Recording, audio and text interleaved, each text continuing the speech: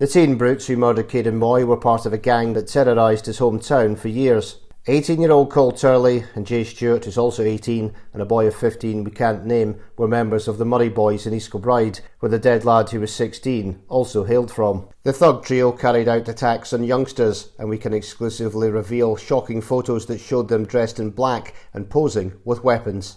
This chilling snap shows Stewart, who hides his identity by wrapping a checked scarf round his face, holding a machete. He has his arm around the hooded 15-year-old who's clutching a bottle of Buckfast in one hand and a knife in the other.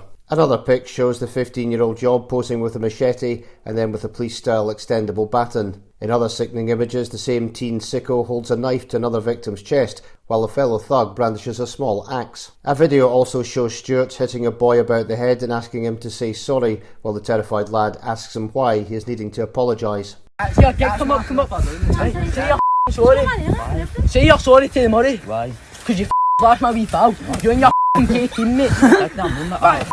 A source said these monsters went about East Kilbride making everyone's lives hell. They would attack random strangers just for fun, and supposedly they raided a store too. They would post pictures of themselves with huge blades on social media to try to scare people. The authorities need to lock them up and throw away the key. Stewart and the 15-year-old boy, whose identity we can't disclose due to his age, were found guilty last Friday at Glasgow's High Court of murdering Kayden Moy. The senseless killing last May happened in front of dozens of horrified youngsters who had headed out to Irvine Beach in Ayrshire to enjoy the sunshine by the sea. The callous trio fled the beach, which was packed with horrified teenagers, as they cuddled and shook hands. The ecstatic thugs went on to create a sick rap song mocking Kayden, who at the time was fighting for his life. Cole Turley also acted out the vicious murder on the couch of a friend whose flat was used as a hideout.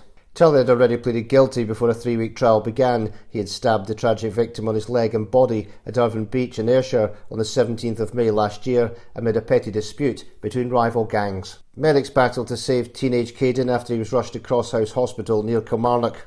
But Celtic daft Kayden, a former pupil of Duncanrig Secondary School in East Kilbride, was pronounced dead at 11:33 p.m. that night. And sickening CCTV footage released by the Crown Office showed the 3 ecstatic killers fleeing the beach while he lay dying. The murder mob were seen hugging while Turley was heard boasting he had just done him and 1-0. At the High Court in Glasgow, members of Kayden's family became emotional and applauded when the jurors, 4 of them who were visibly emotional, delivered their verdict. Those in support of the 2 teenagers shouted, grasses, the lot of you, and keep your chin up, we are appealing it."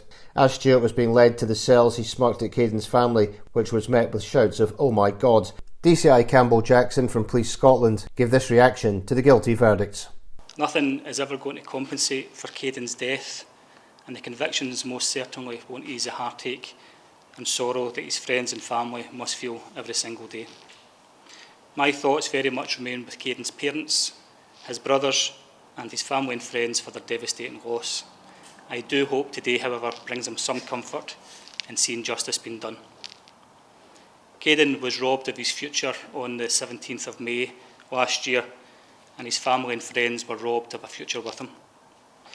He should have made it home that day with memories of a good day at the beach. However, the actions of Cole Turley, Jay Stewart and a 15-year-old boy who cannot be named for legal reasons means that Kayden will never grow up into adulthood.